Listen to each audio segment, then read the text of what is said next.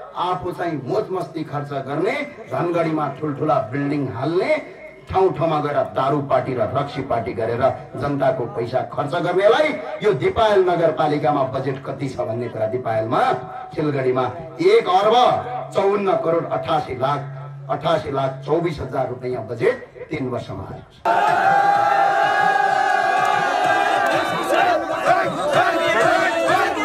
विदेशी दलालहरूका सरकारले नेपालका राजाका दरबार मास्नुपर्छ, धर्म मास्नुपर्छ, संस्कृति मास्नुपर्छ भनेर लामबद्ध लागेका थिए। त्यही अवस्थामा भेट भएको थियो पेरुमालेज्यूसँग। मैले भने मन्त्रीज्यू अरू केही काम नगरे पनि एउटा यो दरबारमा जसरी अहिले रेस्टुरेन्ट खोलेर डान्स बार गर्न खोजिएको छ, जसले यो देश आर्जे उसको दरबारलाई तपाईले गएर त्यसलाई रोक्नुस् र त्यस्ता अपराधीलाई जेल हाल्ने बनाउनुस् भनेपछि उहाँले कुनै त्यसको अब्जेक्सन नगरी भोलिपल्टकै दिनमा तपाईको गएर त्यसलाई रोक्नुभयो र आज राज दरबार सुरक्षित भएको छ। यसका लागि म धन्यवाद व्यक्त गर्न चाहन्छु। यसको प्रत्येक दिन अवस्था हाम्रो खस्किदो र बिग्रिदो छ। युवा पुस्ता प्रत्येक दिन पलायन भएको छ। राजनीतिकमा तपाईको जरा गाडेर पुस्तौं पुस्तादेखि आफ्नो बाबुबाजेको विरासत जसरी बसेर राजनीतिकलाई फोरी खेल बनाएका छन्, त्यसको तल बसेर युवाहरू ताली पट्काएर त्यसलाई भोट हाल्नु भनेको आफ्नी आमाको रगत खानु बराबर हो।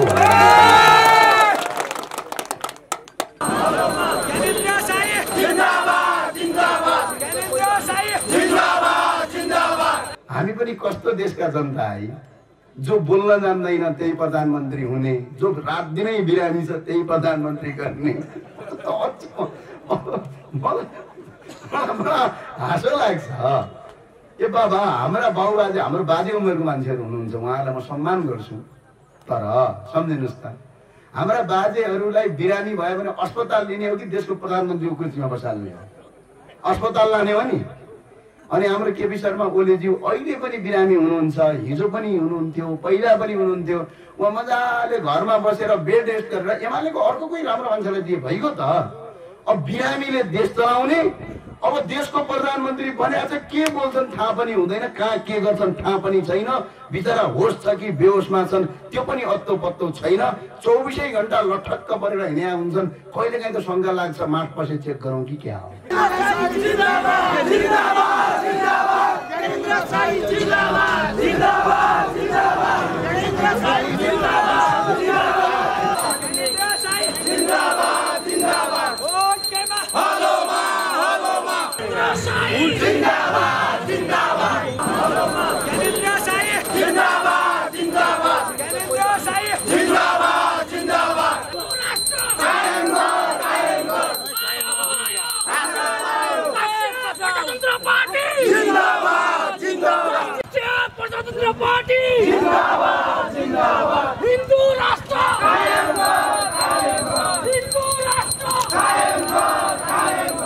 रामको अवतार भन्दा 12 पुस्ता अगाडि राजा दिलीपले तपस्या गरी बनाएको यस दिपायल भूमिमा छु। माथिको बजाङको सैपालबाट छमछम गर्दै आएकी माता सीताको नामबाट भएको सीता नदी हुँदाहुँदै सेती नदीको छालमा अवस्थित यस दिपायलमा धेरै यो पान नदीको सेती नदीको पानी बग्यो।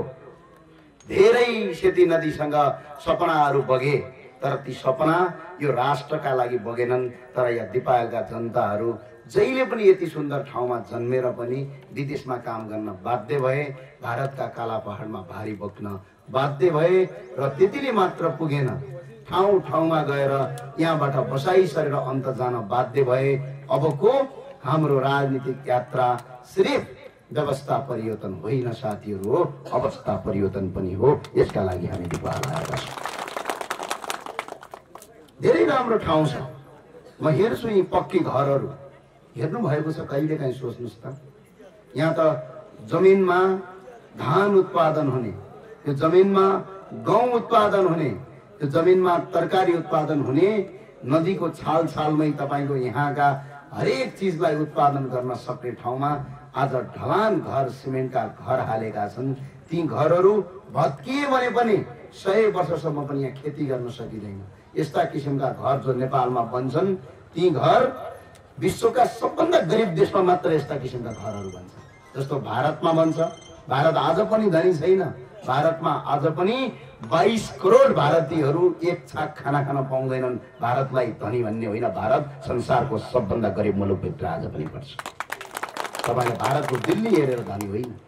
भारतका गाउँमा आज पनि बत्ती छैन।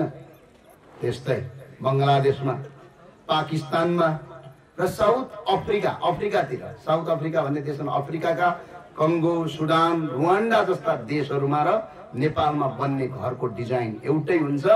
विदेशीले सिमेन्ट फ्याक्ट्री खोलिदिएका छन्।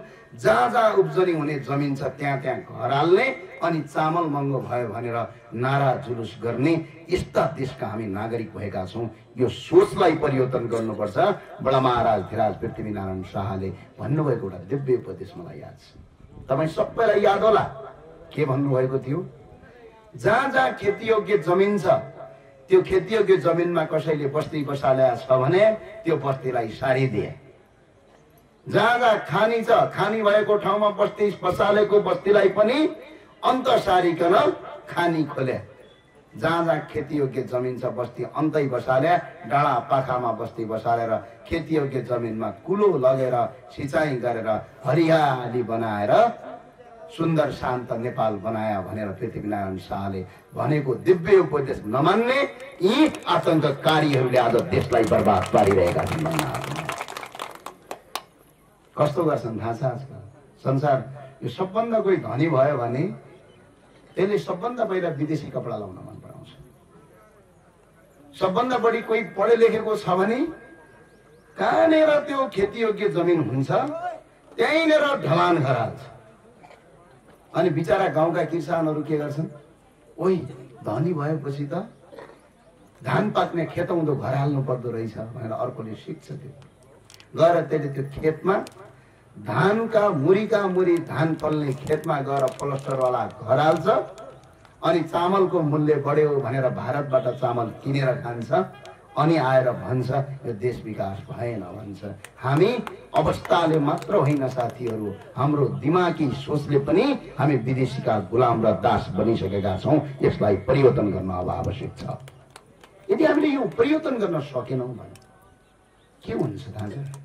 आज भर्खर अघि एउटा सूचना आएको छ। यो मुलुक तपाईँलाई लाग्दो दण्ड भएको छैन, मान्छे मरेको छैन, टाउका काटिएको छैन, सबै ठिक छ भन्ने लाग्दो। पर्ख पर्ख हेर हेर भन्ने गीत थियो पहिला। केही म भन्दिनँ, 6 महिना पर्खिनुहोस्। त्यसपछि तपाईँसँग भएको लाखौं रुपैयाँको कुनै पनि महत्त्व रहँदैन। उदाहरणका लागि श्रीलङ्कामा हेर्नुहोस् त, 3 करोड रुपैयाँ मेरो साथमा थियो भन्छ एउटा श्रीलङ्कनले, युट्युबमा भिडियो छ। तर त्यो 3 करोड रुपैयाँले 10 बोरी चामल किन्न पुग्दैन। अब यो 3 करोड पैसाको के काम भन्छ? पैसा कागज हो। जब देशको अर्थव्यवस्था खोक्रो बन्छ, जब भ्रष्टाचारीहरू हाबी हुन्छन्, जब विदेशीको ऋण ल्याउँदै यो संघीयता भन्ने चिज पाल्दै गर्छन्, तब देश पुरै खोक्रो हुन्छ। तपाईसँग भएको पैसा र धनको कुनै महत्त्व रहँदैन। त्यो एउटा कागज बन्छ। त्यो कागजले न त फुलेर खान मिल्छ, त्यो कागज न त पकाएर खान मिल्छ। होइन होइन पैसा नै त हो, 1000 को नोट के पर्ला, तातो पानीमा भिजाएर खाउँ भन्यो भने खानुभयो भने बिचरा त्यसमा भएको केमिकलले पखला लागेर मर्नुहुन्छ। त्यही भएर यो देश बनाउने अभियानमा छौँ हामी, राष्ट्रिय प्रजातन्त्र पार्टी। कुनै पार्टी बनाउने अभियानमा हामी होइन। आज हेर्नु त बिदा अरे, अहिले भर्खर न्युज हेरेको मलाई त हाँसो लाग्यो। बिचरा सरकारी कर्मचारीहरू एक त अफिसै ढिला आउँथे, 10 बजे आउनुपर्ने 12 बजे आउने। जिल्लाका कहिलेकाहीँ हाकिम साहबहरू त कहाँ छौ भन्दा धनगढी छन् भन्थे, बुझ्नुभयो पहाडका। अब त कस्तो गर्दैछ भने 365 दिनमा 156 दिन बिदा। ल भन्छ बित्दै बिदा, छुट्टियै छुट्टी। ए बाबै किन हर्छौ यस्तो? अब के गर भनेपछि मेरो घोषणा के हो भने 365 दिनै बिदा बस्छ। किन चाहियो? केही आवश्यकता छ? आज देश के का लागि बिदा गर्यो भनेर भनेको त के जवाब दियो भनेपछि अर्थमन्त्रीले र हाम्रो कानुन मन्त्रीले जवाब कस्तो पठाए थाहा छ? पेट्रोलको दाम बढ्यो रे, पेट्रोलको दाम बढ्दाखेरि विदेशबाट पेट्रोल ल्याउनु पर्ने पैसा छैन रे, अनि सरकारी अफिस बिदा भयो भने पेट्रोल गाडी चढ्दैनन् अनि त्यही भएर पेट्रोल कम किन्नुपर्छ, त्यही भएर बिदा गरे अरे। कठैबाट तिम्रा दिन दशा र कस्ता मान्छेलाई ल्याएर मन्त्री बनाउँछन् हो यो देशमा। कहिलेकाहीँ त के लाग्छ भने सडकमा तपाईँको झाडु लगाएर बजार्ने मान्छे संसारको सबभन्दा उत्कृष्ट मान्छे हुन्छ। यो मागी खाने भिखारी भन्दा पनि तल्लो सोच भएका मान्छे यो देशको मन्त्री भएपछि यो हालत यस्तै हुन्छ। आज हेर्नुहोस् त के गर्नुपर्छ थाहा छ। 156 दिन बिदा दिनका लागि म दुईटा काम गर्थेँ। प्रधानमन्त्री शेरबहादुर देउवाका अगाडि पछाडि हिँड्ने गाडी जति पनि छन् जम्मा दुईटा गाडी गथे, साराका सारा गाडी घरमा थन्काउँथे। राष्ट्रपतिका अगाडि हुइका हुइ हिँड्ने गाडी सबै बन्द गराउँथे। तपाईँको दुईवटा गाडी मात्र लगा। नेपालकी राष्ट्रपति विद्यादेवी भण्डारीज्यू खाली खुट्टा डोटी आए पनि कसैले केही गर्दैन, किनकि उनको न महत्त्व छ न अस्तित्व छ, केही मतलबै छैन। के गर्छ भने विद्यादेवी भण्डारीज्यू राष्ट्रपतिज्यूलाई डोटी आउनुभयो भने सेना किन चाहियो, पुलिस किन चाहियो? खै कांग्रेसको हाम्रो लेभलका कोही प्रवक्ता आयो भने अगाडि पछाडि पुलिस डङ्का डङ लाएर हिँड्छन्। हामी आया छौँ त मजाले आयौँ, अघि परपट्टिको पसलमा बस्यौँ, भाउ चिया ल्यायो भन्यौँ, चिया दियो खायौँ, किनकि हामी खुलम खुला हिँड्न सक्छौँ। हामीले जनताको हितमा काम गरेका छौँ, जनताको बेहितमा काम गरेका छौँ। हामी आउनुहोस् त कसले के हाल्छ। अनि अर्को यी सरकारी कर्मचारीहरूले जति जति गाडी प्रयोग गर्छन् साराका सारा गाडी थन्काउनुहोस्। जति पनि तपाईँको तेल र डिजल खर्च मन्त्रीहरूले लिन्छ त्यो सबै रोक्नुहोस्। अनि त्यसपछि तपाईँको सरकारी कार्यालय खोल्नुहोस् त। नेपालका ठुल्ठुला सरकारी कर्मचारीहरूलाई ठुल्ठुलो त्यो प्राडो गाडी लगेर किन हुइकिनु पर्यो बाबै? साझा बसमा यातायात गरे भइगयो त। हिजो जागिर खानभन्दा अगाडि साइकल चढेर हिँड्थे, जागिर खाएको 2 दिनपछि तपाईँको प्राडो चढ्ने भएको छैन यिनीहरू। अनि किन चाहियो? यी प्रदेशका मन्त्रीलाई किन गाडी चाहियो? लोकल बसमा हाल भुइँगाइदिए भइगयो त। एक घर एक मन्त्री छन् के अरे। अब त यसो गर प्रदेशमा मन्त्री मैले अस्ति के अचम्म लाग्छ कस्तो व्यवस्था ल्यायो यो देशमा भने। धनगढीको चौरायामा 2-4 जना सांसद भेटाएको थिएँ मैले। के नल्ला माननीयज्यू भनेको, माननीय पनि भन्न लाज के यस्तो यस्तो लगाएछन्। के हो भने प्रदेश सांसद हौ भन्छन्। कोठा के गर्न नल्लाको भनेको चटपटी खान नल्ला भन्दै थिए त्यहाँ अगाडि। हेर्नुहोस् है, बिचराहरू चटपटी खान गएका। अघिल्लो पटक म तपाईँको पुष महिना कहिले आएको थिएँ अतरियामा, भेटेको थिएँ मैले चिया खान जाउँ भनेको तिनीहरू चटपटी खान जाँदैछ 2 जना मिलेर। अस्ति आएको त बिचरा मन्त्री पो भएछन् त, प्रहरी लगेर आए पछाडि हिँडेर आएछन्। म त छक्क पर्छु बा, यो कस्तो व्यवस्था हो? जुन व्यवस्थाले एक घर एक सांसद र एक मन्त्री बनाउने, त्यही भएर म घोषणा गर्न चाहन्छु आज दिपायलबाट। यो दिपायलबाट यो किन यहाँ घोषणा गर्दैछु भने अहिलेको राजधानी तिमीहरू धनगढी मान, तर राष्ट्रिय प्रजातन्त्र पार्टीले आफ्नो आधिकारिक राजधानी दिपायललाई मान्छ भनेर आवाज गर्छ। किन थाहा छ? 884 जना सांसद छन्। भारतको दिल्लीमा 3,20,66,000 जनसङ्ख्या छ, 7 जना मन्त्री छन्, 70 जना सांसद छन्। नेपालको टोटल जनसङ्ख्या जम्मा तपाईँको 3 करोड पनि छैन। 884 जना सांसद, 130 जना मन्त्री, 9 जना राष्ट्रपति, 11 जना जति सभामुख र उपसभामुख, अनि प्रधानमन्त्री त कति छन्? 8 जना। मुख्यमन्त्री पनि प्रधानमन्त्री नै हो। 7वटा प्रधानमन्त्री, एउटा हाम्रा बोल्नै नजान्ने प्रधानमन्त्री, 8 जना प्रधानमन्त्री। अनि देशका जनताले तिरेको सबै हामीले तिरेको राजस्व कर, त्यो पैसा साराका सारा यिनीहरूको तलब र भत्तामा खर्च गर्ने। अनि गाउँ गाउँमा आएर के भन्ने? संघीयता चाहियो भन्ने। तिम्रा संघीयता फिर्ता लगेर जाऊ, यो प्रदेश खारेज गर्नुपर्छ, यो प्रदेश खारेज गर्नुपर्छ। कति खर्च गरे थाहा छ? म डाटामा बोल्ने मान्छे, म हावामा बोल्दिनँ। केपी शर्मा ओलीज्यू र शेरबहादुर देउवाले चाहिँ के बोल्नुहुन्छ बुझ्दैन हामी होइन। उहाँले के भन्नुहुन्छ थाहा पनि हुँदैन, कहिल्यै बुझेको छैन। ल मैले उहाँको भाषण एकपल्ट बुझेको थिएँ, रामचन्द्र पौडेललाई थर्काउँदै हुनुहुन्थ्यो। त्यहाँभन्दा अहिलेपछि मैले कहिल्यै बुझिनँ उहाँको भाषण। हामी पनि कस्तो देशका जनता है, जो बोल्न जान्दैन त्यही प्रधानमन्त्री हुने, जो रात दिनै बिरामी छ त्यही प्रधानमन्त्री गर्ने। हाँसो लाग्छ। ए बाबा, हाम्रा बाबुबाजे, हाम्रो बाजे उमेरको मान्छेहरू हुनुहुन्छ, उहाँलाई म सम्मान गर्छु, तर सम्झिनुहोस् त, हाम्रा बाजेहरूलाई बिरामी भयो भने अस्पताल लिने हो कि देशको प्रधानमन्त्रीको कुर्सीमा बसाल्ने हो? अस्पताल लाने हो नि। अनि हाम्रो केपी शर्मा ओलीज्यू अहिले पनि बिरामी हुनुहुन्छ, हिजो पनि हुनुहुन्थ्यो, पहिला पनि हुनुहुन्थ्यो। उहाँ मजाले घरमा बसेर बेड रेस्ट गरेर एमालेको अर्को कोही राम्रो मान्छेलाई दिए भइगयो त। अब बिरामीले देश चलाउने, अब देशको प्रधानमन्त्री भनेको छ, के बोल्छन् थाहा पनि हुँदैन, कहाँ के गर्छन् थाहा पनि छैन। बिचरा होस छ कि बेहोसमा छन् त्यो पनि अत्तो पत्तो छैन। 24 घण्टा लठक्क परेर हिँड्या हुन्छन्। कहिलेकाहीँ त शङ्का लाग्छ माट पछि चेक गरौँ कि क्या हो। त्यसको प्रत्येक दिन अवस्था हाम्रो खस्किदो र बिग्रिदो छ। युवा पुस्ता प्रत्येक दिन पलायन भएको छ। राजनीतिकमा तपाईको जरा गाडेर पुस्तौं पुस्तादेखि आफ्नो बाबुबाजेको विरासत जसरी बसेर राजनीतिकलाई फोरी खेल बनाएका छन्, त्यसको तल बसेर युवाहरू ताली पड्काएर तिनलाई भोट हाल्नु भनेको आफ्नी आमाको रगत खानु बराबर हो। बडा अचम्म लाग्छ मलाई। कहिले सुध्रेला है नेपाल? हामी यस्तो सुन्दर देशमा बस्छौं। म कहिलेकाहीँ यो हेर्ने गर्छु, आजकलका हाम्रा म्यादी प्रहरी दाजुभाइ दिदीबहिनीहरू आउनु भएको छ, टिकटक हेर्छौँ उहाँहरूको, बडा गजबको टिकटक बनाउनु भएको कठै बडा बोर लाग्दो हो, त्यही भएर बनाउँदा हुन्। उहाँलाई धेरै धेरै धन्यवाद छ।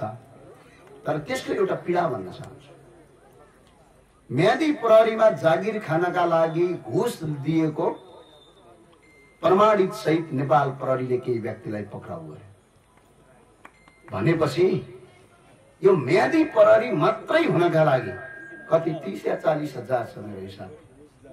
30-40 हजार रुपैयाँ कमाउनका लागि उल्टो घुस दिनुपर्ने यो देशमा अझै पनि यसलाई सुशासनको कुरा गर्ने यी देशद्रोहीहरूलाई भोट दिने तपाईँ जनता पनि बेको, हामी यिनलाई नेता मान्ने पनि बेको भोट गराउँछ।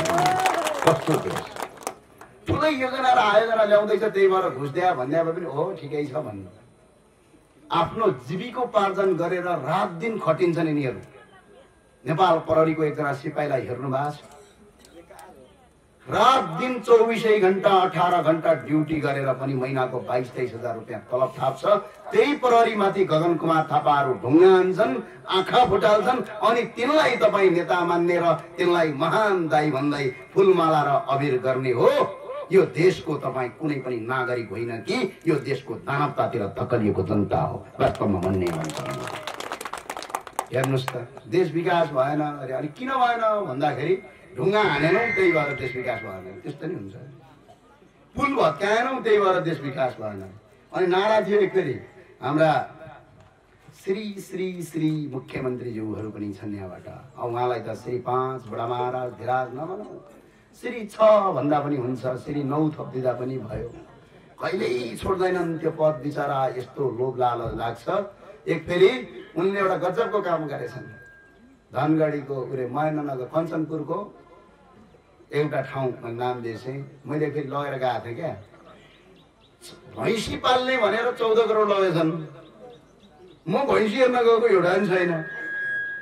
अनि मैले मुख्यमन्त्रीको कार्यालयमा गएँ, तपाईँले भिडियो हेर्नुभएको थियो, अतरियाको आमसभा सकेर। ए मुख्यमन्त्री यो भैँसी कहाँ छ भनेको गरेर बस्छन् बा। अनि यो गाउँमा पनि आजकल बजेट ल्याउँछन् नि यिनीहरू। आधा बजेट सरकारी कर्मचारीलाई खुवाउँछन् रे, आधा पार्टीको कार्यकर्तालाई खुवाउँछन् रे, आधा बजेट तपाईँ उपभोक्ता समितिमा जान्छन् रे, अनि भन्छन् रे माओवादीले ल्याएको बजेट। ए माओवादीका साथीहरू हो, तिमीहरूका कतिजना मान्छे यो देशमा कर तिर्ने छौ देखाउ त। साराका सारा भिखारी छौ, कहाँबाट कर तिर्छौ? यो जनताको हिसाबले माओवादीको। र अर्को कुरा, यो गाउँपालिकामा राष्ट्रिय प्रजातन्त्र पार्टीको इन्ट्री भइसकेको छ। कहिलेकाहीँ फिल्म हेर्नुहुन्छ, हिरोको इन्ट्री बिस्तारै गड्याङ इन्ट्री भइसक्यो। लुट्ने कुरा अब सोच्ने होइन। यदि लुटेका छौ भने एक एक हिसाब किताब लिने हो, पहिलो कानुन बनाउने हो यो देशमा। के एक पटक राष्ट्रिय प्रजातन्त्र पार्टीलाई तपाईँले बहुमत दिनुभयो भने यो देशमा जम्मा 3टा काम गर्न मन छ मलाई। फेरि जिन्दगीमै चुनाव जित्न मन छैन मलाई।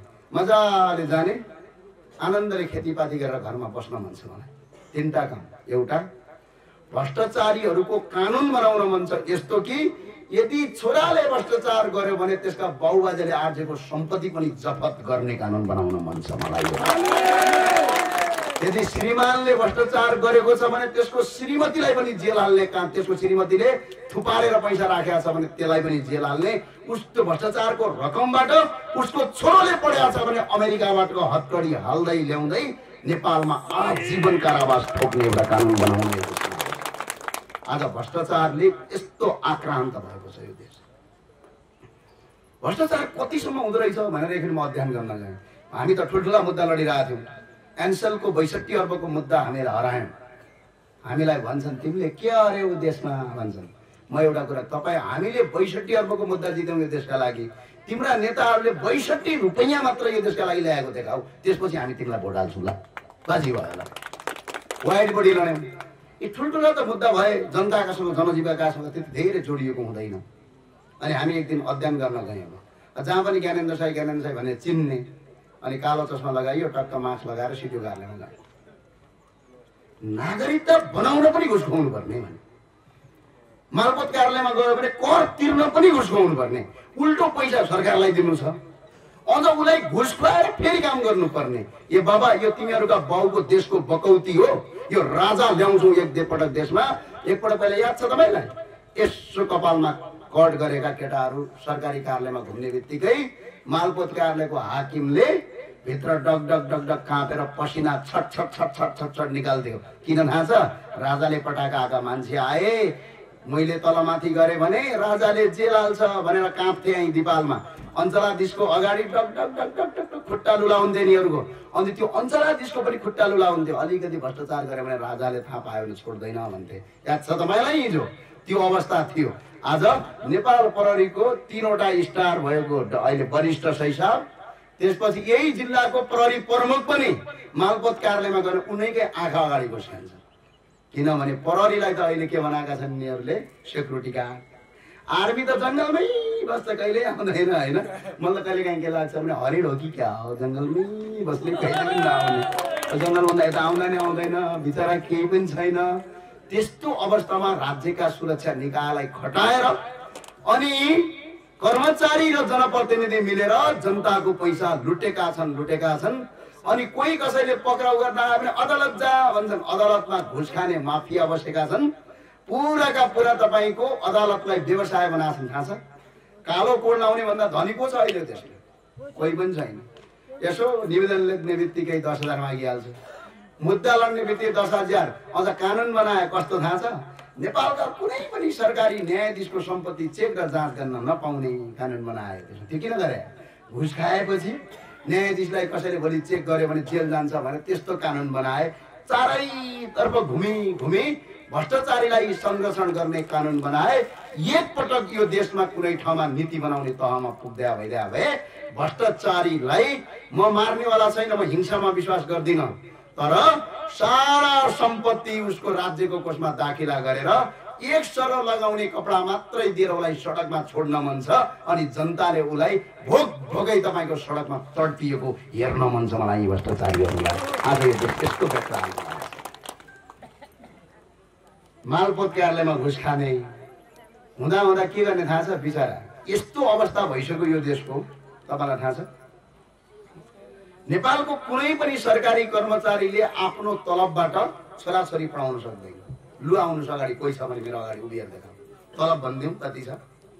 नेपालको मुख्य सचिवको तलब 80 देखि 90,000 भन्दा बढी हुँदैन। 80-90 भने अझ ज्यादा भयो। मुख्य सचिवको तलब। उनका छोराछोरी एकै महिनामा 50,000 रुपियाँ तिर्ने स्कुलमा पढ्छ। अनि छोराछोरीलाई 50,000 रुपियाँ महिनाको स्कुलमा पढ्ने, 4-5 करोडको घर बनाउने, 2-3 करोडको गाडी चढ्ने, अनि त्यतिले मात्र पुग्दैन, करोडौं रुपियाँ खर्च गरेर छोराछोरी अमेरिका पनि पढाउँछन् यिनीहरू। अनि शुद्ध तिमीहरूको तलबले त्यो छोराछोरी पढाउन पुग्छ। अनि सबै पैसा छोराछोरी पढाउँछ भने खान्छौ के? मुख्य सचिव भएपछि हावा खाएपछि मात्रै पुग्छ? जनतालाई भ्रमित गरेर पुराका पुरा भ्रष्टाचार गरेर आज यो देश कंगाल बनाएका छन् यिनीहरूले। सरकारी कर्मचारीको भ्रष्टाचारलाई रोकौं। नेपालका सरकारी कर्मचारीको तलब 2 गुणाले बढाउन सकिन्छ। यति ज्यादा भ्रष्टाचार छ यो देशमा। एक फेरि एउटा भ्रष्टाचारी हामीले मुद्दा हल्दै नारा जुलुस गरेका थियौं। अहिले त आरोपित भए हैनला, तर आरोप लागेको थियो चुडामणी शर्मा, अहिले पनि सहसचिव छन् नेपाल सरकारमा। कुन दिन तपाईको सिडिओ साहब भाते कता आउँछन्, 11 अर्ब खाइदियो एकजना। मैले पछि हिसाब हानेको त 11 अर्ब भनेको नेपालका सबै कर्मचारीको 2 वर्षको तलब रहेछ एकजना व्यक्ति। आज त्यस्तै गरेर यो देशलाई चरम सीमानामा पुगाएका छन्। केही गर्दैनन्। भ्रष्टाचारबाट बच्नका लागि के गर्ने? पार्टी प्रवेश गर्ने, टक्क पारेर नेताजी आउँछन् सँगै हिँड्ने। आज एउटा फोटो हेरेको थिएँ अघि, एकजना बझाङकै अगाडि बझाङको माओवादीको कार्यक्रममा सरकारी कर्मचारी गएर चुनाव प्रचार गरिदिँदै थियो। बिचरा किन गर्यो भनेपछि के का लागि गरेछ भने त्यो सरकारी कर्मचारीले भ्रष्टाचार गरेको थियो, माओवादीको मान्छेले जितायो भने उसलाई बचाउँछ बस। त्यही भएर आज यो देशलाई विकराल अवस्थामा पुर्याएका छन्। हरेक गाउँ गल्लीका आज किसान र हाम्रा युवाहरू बेरोजगार भएका छन्। यो बेरोजगारको अन्त्य गर्नका लागि यो शक्ति हो, यो राष्ट्रका लागि, यो सिर्फ पार्टीका लागि आज हामी आएका छैनौँ, यो मुलुकको निर्माणका लागि आएका छौँ। माओवादी, कांग्रेस, एमाले भित्र भएका साँच्चै राष्ट्रवादी शक्तिहरू यो रापरवामा आउनका लागि म यहीँबाट हार्दिक अपिल गर्दछु र अनुरोध गर्दछु। र यो पार्टीमा, यो राष्ट्रिय प्रजातन्त्र पार्टीमा कोही कतै भ्रष्टाचार गरौँला, सम्पत्ति कमाउला, यसो के मेरो भयो त हजुर, यसो न दुई चार पैसा कमाइहालिन्छ भनेर यदि कसैले सोच बनाएको छ भने आजका दिनदेखि यो पार्टी छोडेर जान पनि म यहाँबाट हार्दिक अपिल र अनुरोध गर्न चाहन्छु। छटक्क छोडेर गयो भने त अस्ति दिपायलमा ज्ञानेन्द्र साई आएको थियो, छोडेर जाऊ भन्दै थियो, अझै म छोडेर गएँ। है छिमेकीले त यार भ्रष्टाचारी रहेछ त्यही भएर छोड्यो भन्लान् भने एउटा आइडिया छ, सिकाइदिन्छु, सजिलै जाने। पार्टी अध्यक्षलाई फोन गर्ने, आफ्नो अगाडि गर्ने, यसो टाउको गनाउने। हेर्नु न, म बिरामी परेँ, काम गर्नै नसक्ने भएँ, मेरो समयको बावजुदले म त भ्याउँदै नभ्याउने भएँ। अनि अर्को पनि आइडिया छ, मलाई धेरै दबाब आयो सबै ठाउँबाट, त्यही भएर गर्न नसक्ने भन्ने खुरुक्क पार्टी छोड्ने होइन भने भोलि हामीले कारवाही गर्यौँ भने आज तपाईँको सम्धि भोलि भ्रष्टाचारीको सम्धि हुन्छ, आज तपाईँको छोरो भोलि भ्रष्टाचारीको छोरो हुन्छ। हेर्नुहोस् त, पर दिल्लीमा बसेर सम्धि छ भने पनि अहिले सम्धिज्यू हेलो के छ भन्ने सम्धि, भोलि तपाईँलाई यहाँ कारवाही गरेपछि हामीले के हुन्छ? ए भ्रष्टाचारीको सम्धि भनेर दिल्ली बिचरा उनको वरिपरि बस्नेहरूका छर छिमेकले पनि यो भ्रष्टाचारीको सम्धि भनेर औँलो ठडाउँछन्। तपाईँको बेइज्जत हुन्छ। सदाचारीको पार्टी बनाउने लक्ष्य छ। बरु 10 जना किन नहुन्, एक पाइला 1000 माइलको लामो यात्रा एक पाइलाबाट सुरु हुन्छ। एकजनाले 100औंले थुक्दा थुक्दा समुद्र बन्छ भने जसरी हामी 10 जना किन नहौं, 100 जना किन नहौं, तर अब शुद्ध भ्रष्टाचारका विरुद्धमा लड्नेहरू मात्र खडा हुन आवश्यक छ भनेर म भन्न आग्रह गर्छु। हाम्रो लडाईँ धेरै लामो छ। यो देशमा अबको 10 वर्षदेखि 15 वर्षभित्र धेरै ठुलो काम गर्न केही पनि हामीलाई आवश्यकता छैन। हाम्रो भूमि छ, यो देशमा रोजगारी सिर्जना गर्नु छ भनियो। अब तपाईहरु भन्नु होला ए नेता हो भाषण गरिरहेछ, रोजगारी चाहिँ कसरी सिर्जना गर्छ? जसले पनि त्यही भन्छ। गगन थापाजीहरु आए पनि त्यही भन्छन्, आलेजी आए पनि त्यही भन्छन्, मालेजी आए पनि त्यही भन्छन्, जसले पनि त्यही भन्छन्। रोजगारी नभई भएन भन्छ। तर यो देशको रोजगारी के कारणले हुन्छ? पहिला त्यो पत्ता लगाउनुपर्छ। हामीले दिपायलको भूगोललाई अध्ययन गर्नुपर्छ। हेर्नुस्, यो दिपायलको सडकलाई अलिकति राम्रो सडक बनाएर यहाँका यी ढुङ्गालाई प्रयोग गरेर यदि बेच्न पाइयो भने तपाई सोच्नुस् त, राजस्थानको मार्बलको बराबर यहाँका ढुङ्गाको मूल्य हुन्छ। रोजगारी यही छ, कोही विदेश जानु पर्दैन। अर्को एउटा कानुन अहिले सुन्नुस् त, कस्तो कानुन बनाएका छन् यो देशमा तपाईलाई थाहा छ? गजबको कानुन बनाएका छन्। कस्तो थाहा छ? काट काट्दै नदिने, रुखलाई देख्यो कि डराउनु पर्ने। खेतमा रुख उम्रियो भने बिचरा किसान पहिले डराउँछ। रुख उम्रियो भने उखेलेर पाल्नुपर्छ, उखेलेर पाल्यो भने पुलिस आएर पौडेर जेल हाल्छ कि भन्छ। अहिले त पुलिस पनि आउँदैन, रेन्जर र आर्मी आउँछन् पक्रिन, ठुलै अपराध गरे जस्तो। यो देशमा यस्तो कानुन बनाउन आवश्यक छ। एउटा रुख काट्ने, दुईटा रुख लगाउने कानुन बनाएर काठको खरिद र बिक्री गर्नुपर्छ। यहाँ देख्नु भएन, अगाडि हेर्नु। यो यहाँ दिपाल आएको छु, यो फलामका डन्डी हेर्नुहोस् त, डङ डङ डङ डङ हालेका छन् अघिदेखि हाम्रो साथीहरू। यो जुन फलाम, जुन यो एल्युमिनियमको फलाम छ, एक डन्डी बराबर कति पर्छ? यदि काठ यदि सस्तो भइदिए भए कसैले यो फलाम खोज्थ्यो? यो फलाम किन्नुपर्ने आवश्यकता थियो? 1 2 3 4 5 6 7 8 9 वटा रहेछ। 9 वटा डन्डी, एउटाको कति पर्छ मूल्य थाहा छ तपाईलाई? कति पर्छ एउटाको? एउटाको मिनिमम 10,000 8 9 10,000 पर्छ। 9 वटा छ भने 90,000 देखि 1 लाख पर्यो, करिब करिब 10,000 का दरले भने पनि। अब यो 10 लाख पैसा कहाँ गयो? भारतमा गयो। किनकि यो फलाम त नेपालमा बन्दैन, भारतमा बन्ने हो। यो पैसा भारतमा गयो अनि हामी गरिब भयौँ। यो फलाम प्रयोग नगरेर यी 9वटा तपाईको काठका डन्डी प्रयोग गर्ने भइदिया भए त्यो 1 लाख रुपैयाँ नेपालमा बस्थ्यो, 2 जनाको परिवारको पेट पालिन्थ्यो, रोजगारी यसरी सिर्जना हुन्छ, यसरी गर्ने। अर्को कुरा, जडीबुटी उत्पादन हुन्छ। जडीबुटी बेच्यो भने त कहिलेकाहीँ कस्तो लाग्छ भने बेला बेला पत्रिकामा हेर्छु क्या, एसा गुम्बा पक्रियो, टिम्मुर बेच्दा बेच्दै पक्रियो। अनि नेपाल पुलिसको बिचरा त्यो सही साहबहरू, त्यो पक्रिने इन्सपेक्टर साहबहरू, ए मैले त पक्रेँ, कुन दिन फुली लाग्ला भनेर बस्छन्। भोलि त्यो बढुवा हुँदाखेरि यतिजना तपाईँको जडीबुटी बेच्ने पक्रेँ, त्यही भएर मेरो बढुवा गरी पाऊँ भनेर सर्टिफिकेट बनाउँछन्। अब जडीबुटी बेच्नेलाई खुलम खुला बेच्ने, ड्रग्स बेच्नेलाई कानुनी रूपमा कटघरामा उभ्याउने कानुन बनाउनु नीति बन्छ। र उहाँले अन्याय अत्याचार गर्दिन, जनताको सेवा गर्छु भनेर आउनु भएको छ। यदि उहाँले जनताको सेवा गर्नु भएन भने सुशासन विभागको यहाँ एउटा युनिट खडा गर्छौं र यदि उहाँले जनताको हित विरुद्ध काम गर्यो भने पार्टीले कारबाही गर्छ भनेर हामी लागेका छौं। एक पटक उहाँलाई भोट हाल्दिन हुन म तपाईँ सबैलाई हार्दिक अपिल र अनुरोध गर्न चाहन्छु।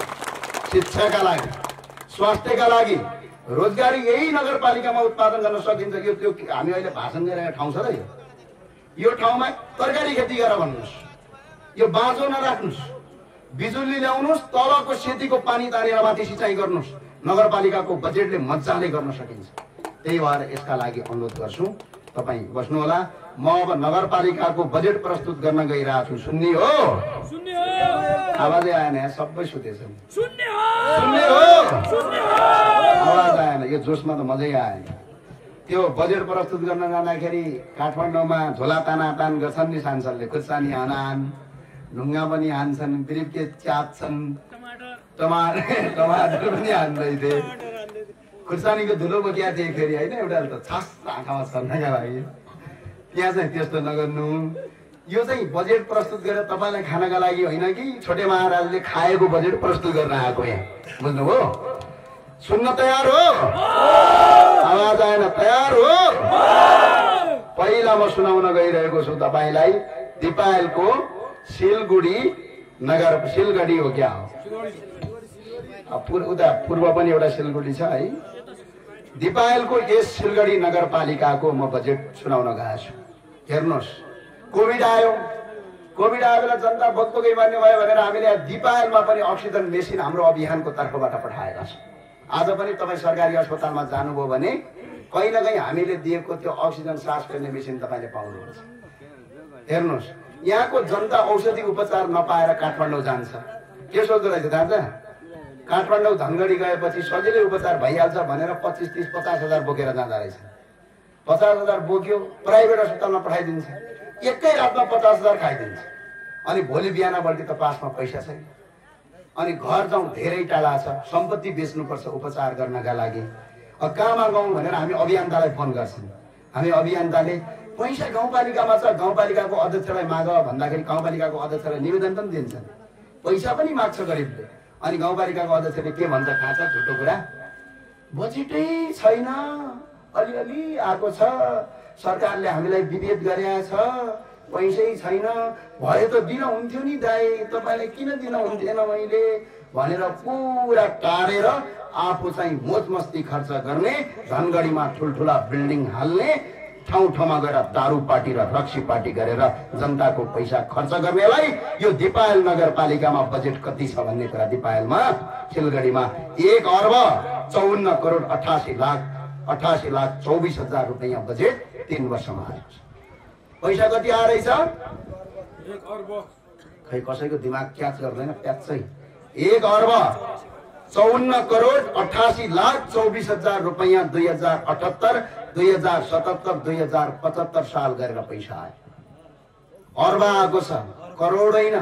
पहिला पहिला राजाले 70 करोड खायो, राजाले आर्मीको तलब सहित, यो त देशद्रोही, देश लुट्ने हो भनेर भन्ने यी छोटे राजाहरू एउटा दिपायलको यो नगरपालिकामा मात्रै 1,54,88,24,000 रुपैयाँ बजेट आइरहँदा 54,94,05,000 रुपैयाँ सरकारी कर्मचारी, यहाँको जनप्रतिनिधिको तलब र भत्ता र तेल हाल्दैसकेका छन्। यो पैसा जनताबाट तिराउन म हार्दिक अपिल र अनुरोध गर्न चाहन्छु। त्यो पैसा चाहिन्छ।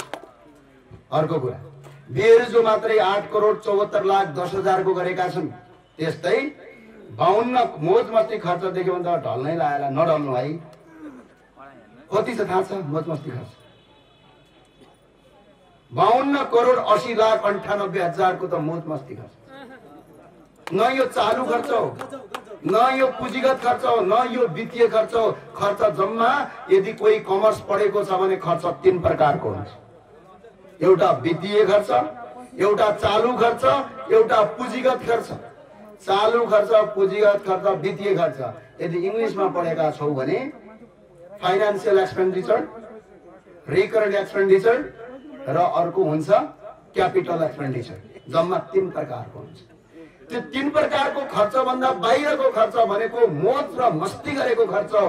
न त्यो विकास खर्च हो, न जनताको सेवामा खर्च बाहेक आफ्नो पेट भर्न र हसुर नगरेको खर्च 52 करोड 80 लाख 98 हजार रुपैयाँ यो नगरपालिकामा छ।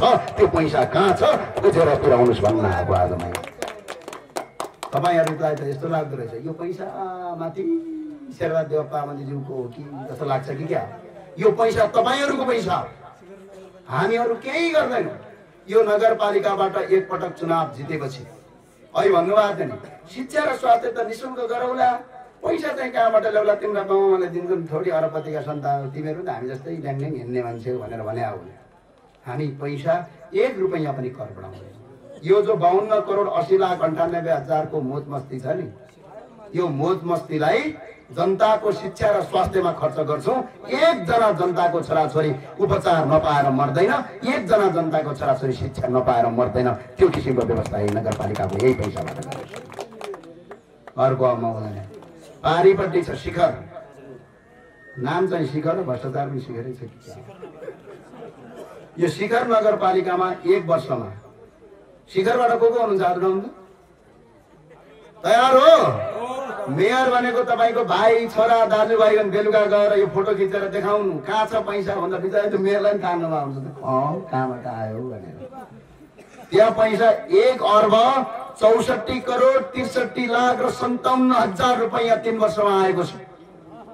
1 अर्ब 64 करोड 63 हजार 57 हजार रुपैयाँ पैसा आइरहँदा 89 करोड 15 लाख 54 हजार रुपैयाँ सरकारी कर्मचारी र तिनीहरूको तलब र भत्ता खाँदै गएको छ भने 5 करोड 24 लाख 75 हजारको मोज मस्ती खर्च छ भने 3 करोड 12 लाख 58 हजारको आजका दिनसम्म त्यसको बेरोजगार छ।